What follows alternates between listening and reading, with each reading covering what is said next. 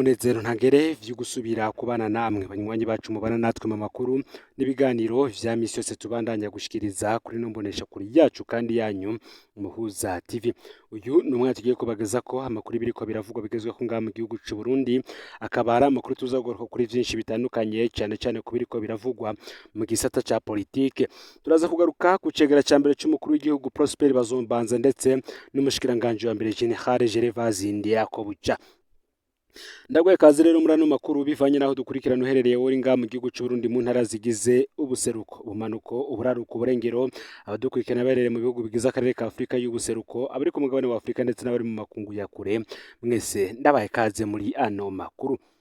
Nkuko narimeje kubibabwira, turaza kugaruka ku bagabo babiri aribo Prosper Bazombanza ndetse n'umushikiranganje wa mbere General Gervais Ndirakobuca, ubwo bari muri table ronde y'abanyamitahe n'abafasha Burundi ku igenekerezo ya gatandatu Kigarama uyu mwaka w'ibihumbi 2024 i Bujumbura. Bamwe bati ese bano bagabo bagejwe iki mu vy'ukuri? Turaza kubigaruka ko mu buryo burambuye. Ni mugihe benshi bavuga ko umuntu aravye ingene President Ndayishimiye yihaye ibibazo vyose asigara yibaza impamvu tugumana icegera c'umukuru w'igihugu ndetse n'umushikiranganje wa mbere ataco bajejwe. Abo bategetsi batwara amafaranga menshi y'ubusa ngo ko Ndayishimiye yafashe vyose mu minwe nibamuhe akorana n'abashikiranganje gusa, ariko nta neza y'igihugu irimwo. Kwigungira ko amabanga yose bituma Ndayishimiye kwegera igihugu nk'uko tuza kubibona muri ano makuru. Ngo rero harakenewe impinduka mu nzego, amasezerano yarusha vyiza yo kubahirizwa, agasangiza ubutegetsi n'umukuru w'igihugu n'ivyegera vyiwe, canke hakabaho umukuru w'igihugu n'umushikiranganje wa mbere gusa ububasha bwabo kandi nabwo bugatomorwa neza n'itegeko nk'uko tuza kubibona muri ano makuru ku buryo burambuye. Ni mugihe kandi Jean Claude Manirakiza yahora arongoye Oberi yoba agiye guhagarikwa. Inyuma yo kubogozwa mu buyobozi bukuru bwa Oberi, Komisariya General de Oberi, Jean Claude Manirakiza arashobora guhagarikwa akajanwa imbere y'ubutungane. Kuva uyu akuwe, Jean Claude Manirakiza aramaze gutonda gusamba mwiperereza. Mu vyo Jean Claude ariko arabazwa harimo ingene mu mezi ane gusa heze Oberi yagize igihengeri c'imiliyaridi 110 bene ingene hari amakamyo menshi yari asigaye azana ibidandazwa avuye hanze ariko akinjira atari shikori. Aho yoba kandi abazwa imiliyaridi 37 igihugu catakaje gutyo. Ni mugihe kandi ari n'ayandi mamiliyaridi ya Oberi yanyurujwe n'abategetsi b'iryo shirahamwe. Vyose bikaba biri mu vyo ariko arabazwa ko mwiperereza. Ubundi uyu Jean Claude Manirakiza yahora yizeye igitutu canjirana Ndayishimiye umutambukanyi w'umukuru w'igihugu karico kizomukingira. Gusa amatwa dusumira kuva akuwe, Jean Claude Manirakiza yoba atarasubira kuvugana na Angelina Ndayishimiye. Ikindi kandi kimuteye ubwoba nuko nibindi bihangange yoba yahora afasha bikinjiza ibidandazwa bitari shikori vyoba bisa nibidashaka kumuvugisha nk'uko vyahora. Uku kandi bikaba ari nako vyigeze kugendera Dieudonné Murengera ntwari yahora twari banki nkuru y'igihugu BRB igihe afatwa. Ibi akaba ari nako vyagendeye Maître Evrard Giswaswa mu mwaka yafatwa. Ngariko niyo bene abo bategetsi bafashwe ntibigera bajanwa imbere y'ubutungane, barashobora guca mu mpimba ariko bikarangira barekuwe babanje kunyagwa amafaranga atari make. Ivyo muri CNDD FDD bikaba vyitwa agapapu. Nta butungane bubayo, barapapurana. Kuva President Ndayishimiye ngashikiriye ubutegetsi akemera ko azogwanya bikomeye bakaboko, hari abategetsi bake bagiye barakugwa bagirizwa kunyuruza amatungo akomeye ya leta, ariko ntibigeze bahanwa n'ubutungane ndetse bamwe banahawe ayandi mabanga. Twibutse ko Jean Claude Manirakiza yabogojwe n'umukuru w'igihugu ku igenekerezo ya gatanu Kigarama uyu mwaka w'ibihumbi 2024, agasubirirwa n'umwe mu nshuti za President Ndayishimiye Emmanuel Mbonihankuye yari asanzwe arongoye kaminuza ya leta yitwa Isige. Mwumenya kandi ko n'abandi bakomiseri bose ba Oberi babogojwe. Ushende subscribe canke s'abone niba utari wafyenda ko kugira ngo tucikanwe nadushikiriza ubisangize bagenzi aho bari bose kugira ngo nabo baje barashikirwa mu bambere. No Umuhuza TV rero ndabaye kaze mwidonido yano makuru. Nkuko natangwe mbivuga, reka tugaruke kuri Prosper Bazombanza ndetse na General Gervais Ndirakobuca muri table ronde y'abanyamitahe n'abafasha Burundi igenekerezo ya gatandatu Kigarama uyu mwaka w'ibihumbi 2024 i Bujumbura. Bamwe bati ese koko bano bagabo mu vy'ukuri bajejwe iki? Ibwirizwa shingiro ryashizwe ko mu mwaka w'ibihumbi 2018 ryarazanye impinduka mu ndinganizo ya leta. Imbere amasezerano yarusha n'ibwirizwa shingiro riyakomoka ko ryo mu mwaka w'ibihumbi 2005 vyategekanya ko umukuru w'igihugu aba afise ivyegera bibiri. Icegera ca mbere kijejwe ibibazo vya politiki, intwaro hagati mu gihugu, igisirikare n'umutekano, imigenderanire y'u Burundi n'amakungu ndetse n'ubutungane. Iki cegera rero categerezwa kuba kidasangiye ubwoko n'umukuru w'igihugu kandi kikava mu mugambwe udasangiye ivyumviro n'umukuru w'igihugu kandi ugwiriyemwo abo mu bundi bwoko. Icegera ca kabiri kikaba kijejwe ibibazo vy'ubutunzi n'imibano. Mu gihe ca Perezida Nkurunziza hari benshi bavuga ko hakwiriye kubaho umukuru wa leta ashobora gutunganya no kubazwa ibibazo vya leta. Bamwe bavuga ko ivyegera vyofutwa hagasigara umukuru w'igihugu n'umushikiranganji wa mbere badasangiye ubwoko. Perezida Nkurunziza yabibonyemwo akaryo keza ko kwikurako inguvu z'icegera ca mbere badasangiye ubwoko, na rirya arico categerezwa gukurikirana ibibazo vya politike. Ntawuzi impamvu yabona ko ivyegera vya mbere bimuteye ingorane mu gihe ivyegera vyiwe vya nyuma Prosper Bazombanza na Gaston Sindimwo ataco vyigeze bimugoza, ngo vyari bikoma amashi gusa bigakora ivyo ashatse. Izi mpinduka rero zabaye mu mwaka w'ibihumbi 2018 nizo benshi baza bagarukako.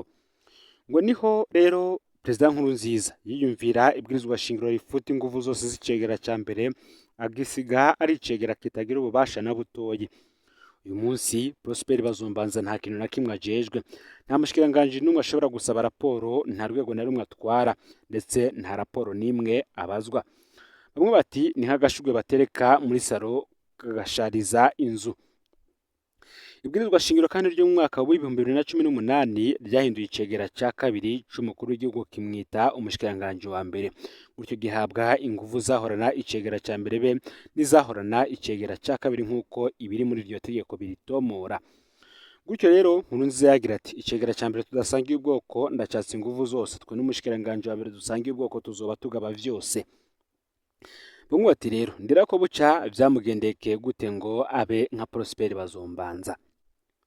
Mu nama iherutse y'abanyamitahe n'abafasha Burundi, umushikiranganji wa mbere Gervais Ndirakobuca yaricaranye n'icegera c'umukuru w'igihugu Prosper Bazombanza, aho bari wabona ari abarorerezi gusa bajumarariwe.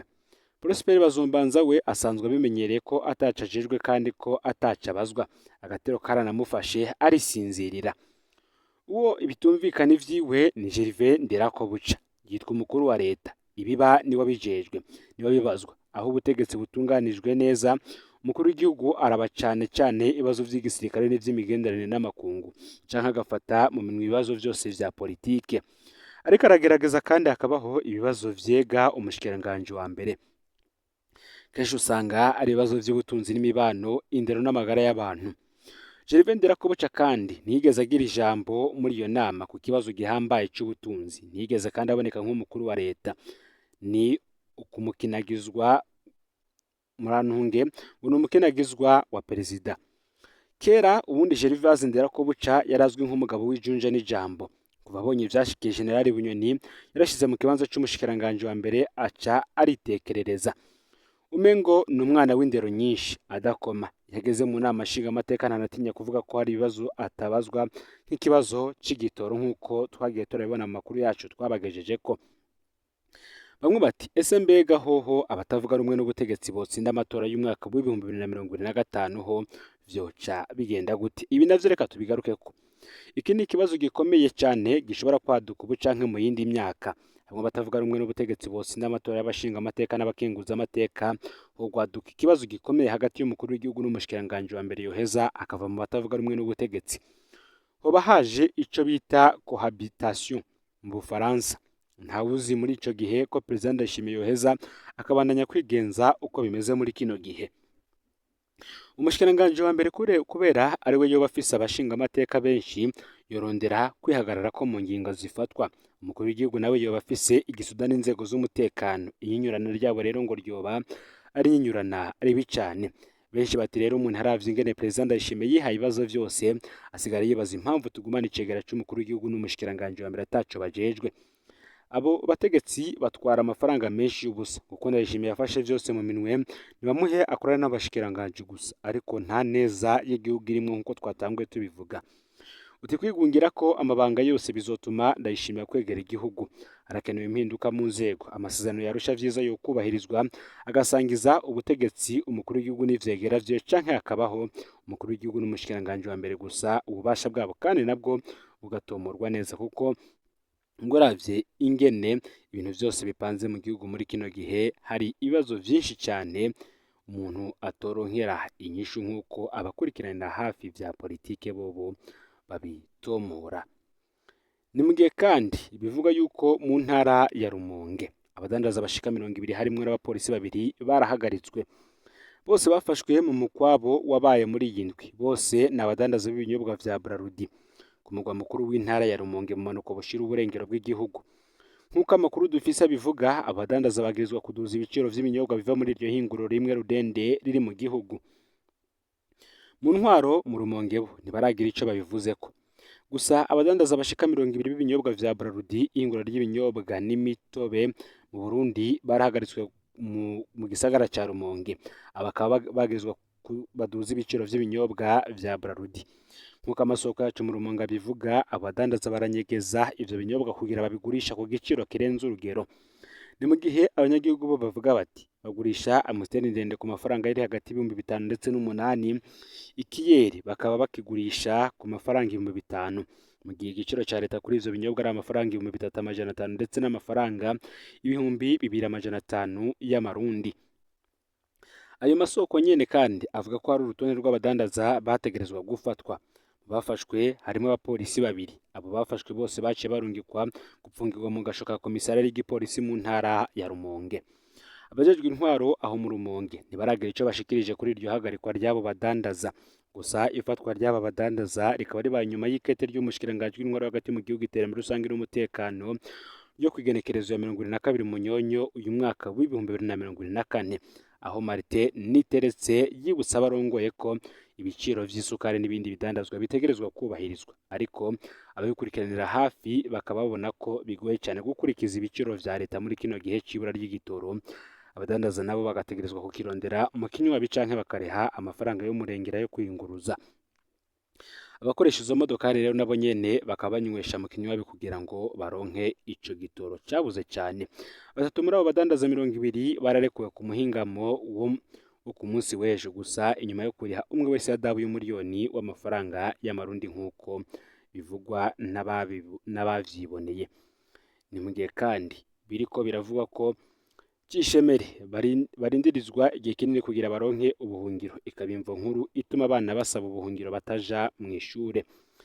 Ni mu gihe mw'ikambi ya Cishemere iri mu ntara y'Ibitoke mu buraruko bushira uburengero bw'u Burundi, irimwo abasaba ubuhungiro bavuye mu buseruko bwa Repubulika Iharanira Intwaro Rusange ya Kongo, na cane cane mu ntara za Sud Kivu na Nord Kivu zimaze igihe zirimwo ubwicanyi n'injyane z'umutekano muke biterwa n'imigwi yitwaje ibigwanisho ishika 130 yo muri ico gihugu niyiva mu bindi bihugu. Kubera rero hakurya vyifashe nabi, abakongomani benshi baca bahungira mu Burundi bizeye ubuhungiro n'umutekano. Mwikambi bacamwe ya Cishemere babasaba ubuhungiro bamara igihe kinini mu kurindira ko bemezwa nk'impunzi. Ivyo bituma abana babo badashobora kuja ku ishure. Ivyo kuronka urupapuro ruranga impunzi rubazwa umugujejwe abanyamahanga n'impunzi CCR, ibitanzwe n'urwego rujejwe impunzi n'abatagira ubwenegihugu na bumwe UNAPRA, bikaba mwo ibibazo vyinshi umwe wese abazwa, hamwe no gusuzuma neza ivyerekeye n'uwo wese asaba ubuhungiro. Ivyo bimara amezi menshi gushika no ku mwaka, bituma abana bataja ku ishure. Kubera rero ko baba bari muri ico kigo barindirijwe kujanwa mu makambi y'impunzi yandi nka Giharo, intara ya Rutana, ubumanuko bushira ubuseruko, abana benshi baca basanga batari buje ku ishure canke bakayahagarika burundu. Pierre ava ikahororo muri sheferi ya Bufurero muri teritwari ya Uvira, afise abana 8, agira ati twahunze dukiza agatwe, none nta kintu na kimwe twazanye, tukaba twari twizigiye ko abana bacu bagiye kuja ku ishure, mugabo twasanze biri ukundi, kuko aha ndahamaze amezi 11 gushika ubu ntibarashigwa mu ishure. Ndumiwe kuko kwiga ni ikintu ntasubirizwa muri kazoza kabo. Uyu Pierre akavuga ko ubuzima bwabo bwo mu ikambi bugoye uravye ukuntu kazoza kabo kose kageramiye umuryango wiwe. Utabana banje birirwa bicaye atana kimwe bakoze. bategerezwa kuba bari ku ishure bakiga kumwe n'abandi, atari uko rero baca bamererwa nabi ku mutima bakumva umengo bararenganijwe nk'uko uyu abitangaza. Rick kandi nawe ni umugabo asanzwe afise umuryango, uyu yavuye muri teritwari ya Fizi ari kumwe n'abana biwe batandatu inyuma yo guterwa ubwoba n'abagwayi ba mayimayi. Uti naje ngaha nizeye ubuzima bwiza, mugabo nasanze vyifashe ukundi. Abana banje ntibashobora kwiga kandi sinzi igihe tuzomara turindiririye ngaha. Iyo tubonye rirarenze dushima Imana, niko yavuze. Rick avuga kandi ukuntu usanga hari agahinda muri iyo kambi ko kudindiririzwamwo. Uti turi kumwe n'iyindi miryango nayo nyene iri mu gahinda kenshi, dusangiye kubaho nabi nta na kimwe biduhindurira. Twifuza kujanwa mu makambi yandi aho tuzoshobora kujana abana bacu mu ishure tukiyubaka.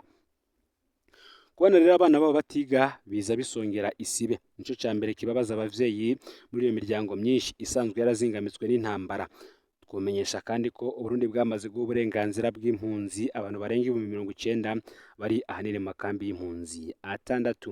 Ngaho rero amakuru yaragezwe ko muri kano kanya ufyonde subscribe canke sabone niba utari wafyonda ko kugira ngo utazucikanwa nadushikiriza, usangiza no makuru bagenza aho bari hose kugira ngo nabo baje baraba mu bambere bashikirwa nabiriko biravugwa bigezwe ko ngaha mu gihugu c'u Burundi, hanze y'imbizi z'igihugu c'u Burundi ndetse no mu makungu ya kure.